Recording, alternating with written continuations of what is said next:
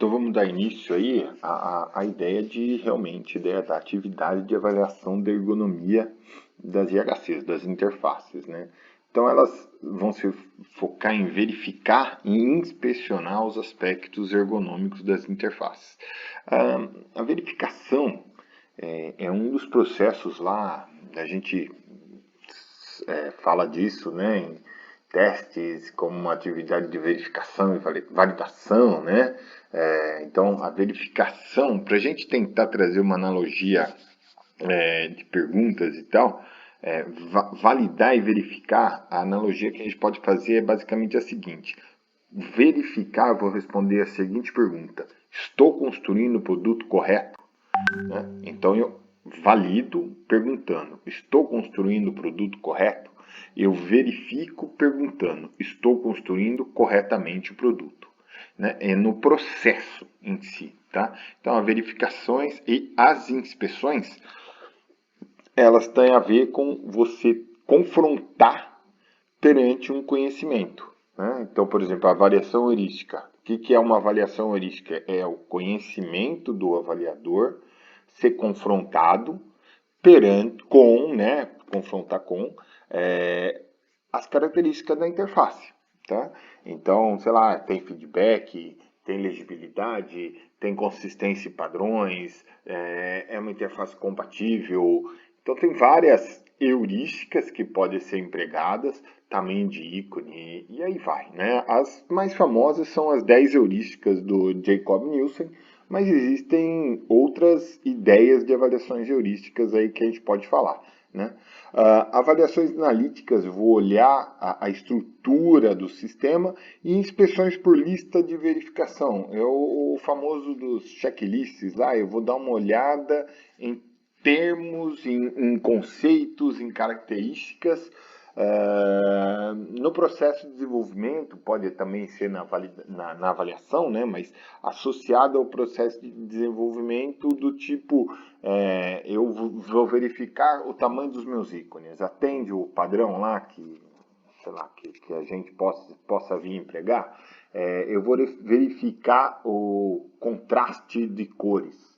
Né? Cor de fundo com a cor da letra, com um filme que venha passar. Então, essas considerações sobre a ergonomia, lembrando lá, ergonomia causa, usabilidade e consequência, eu vou olhar as questões da ergonomia na interface nesse tipo de avaliação. Né? Como eu disse, avaliações analíticas são avaliações realizadas no início do projeto, então quando eu estou montando a estrutura, né? Famoso aí o Web Analytics, é um site que vale a pena dar uma olhada, né? Que tem essas visões aí de outros sites e acessos e tudo mais, né? Então as avaliações analíticas, elas são realizadas no início do projeto, com o objetivo claro de identificar problemas ergonômicos até mesmo antes do desenvolvimento ou em fases iniciais. Peraí, mas pode ser numa fase inicial do protótipo X, né? O terceiro, quarto protótipo? Sim, faz parte desse contexto, né? E assim eu estabeleço períodos de tempo de cada ação e faço um confronto, né? Colocando-se uma certa ordem em um tipo de tarefa. Né? Então, isso é importante, essas são as definições do que eu faço a avaliação analítica. Um exemplo, a avaliação analítica jogando aí num algoritmo médio de interesse numa urna eletrônica. A gente vai ter a votação daqui a pouco para prefeito aí, né? Então, qual é o objetivo da tarefa? Preencher o campo com o código do candidato. Né? Então, o votante, né, o usuário da urna eletrônica, ele vai lá, né, em 300 milissegundos, chute esses valores aí, tá? Não é necessariamente, isso aí foi tirado de bases, né? Mas não precisa necessariamente ser isso. Vocês não viram, provavelmente todo mundo é bem jovem, mas quando começou a urna eletrônica ficava assim umas filas assim absurdas, porque o pessoal demorava muito mais do que esses valores, né?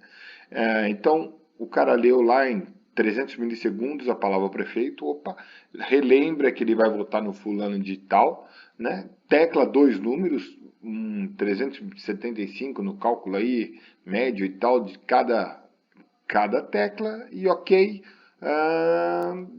2 segundos, tá? Depois ele confirma, mais ou menos aí, tal, vê a palavra, volta um pouco, vamos imaginar que seja mais 6 segundos, né? E vê o fim, aquele barulhinho, etc e tal. Isso só para prefeito, hein? Tem vereador também é envolvido nessa próxima eleição, né? E se a gente colocar uma eleição com mais candidatos, como é de presidente, governador, às vezes 2 senadores, deputado estadual, federal e tal, esse tempo é muito maior. Mas aí a gente tem numa média geral de desempenho, então veja que na avaliação analítica eu também estou pensando em desempenho, não só na montagem da interface, mas no desempenho do usuário. Expectativa aí vai de 8,6 segundos. Veja que é um chute, hein? Não é um valor assim travado, né? E se for 9, né? Agora, imagina se 0,1 segundo fosse algo muito importante em alguma tarefa. Então aí iria fazer algo bem, né? Essa avaliação seria bem mais conceituada, assim, com uma importância muito grande. No caso aí, 8 segundos, 9, 10 não vai fazer tanta diferença, né? Mas se fosse uma tarefa que fosse repetida zilhões de vezes, aí isso iria ser importante. Bom, as análises heurísticas, aí já se, né, como eu disse, elas são baseadas em julgamentos de valor, né, por parte do avaliador, né, e especialistas, e esse é o grande ponto da dificuldade da avaliação heurística, eu preciso ter especialistas, né, bons avaliadores, especialistas que vão usar sua experiência. E com isso vão identificar barreiras, mas não só barreiras, né? Barreiras principalmente, mas ruídos e mesmo obstáculos e tal, né? Conforme a gente já comentou, que os usuários venham experimentar, que não necessariamente eles venham experimentar, perdão. Não necessariamente eles venham experimentar, mas os usuários possam vir experimentar, né? E aí a gente tem várias heurísticas, os critérios ergonômicos do Scapam, deem uma olhada lá em www.labiutil.info.ufsc.br. Vai ter explicações sobre os critérios ergonômicos e tal, né? E as heurísticas do Jacob-Nielsen, são 10 heurísticas, existem algumas adicionais aí para web ou para softwares para crianças e adolescentes, mesmo adultos e tal, mas principalmente pessoas com, com síndrome do transtorno autista, existem outras, né, com acessibilidade, então existem várias heurísticas. Como eu disse, as mais famosas, as mais tradicionais, né, são as heurísticas do Jacob-Nielsen.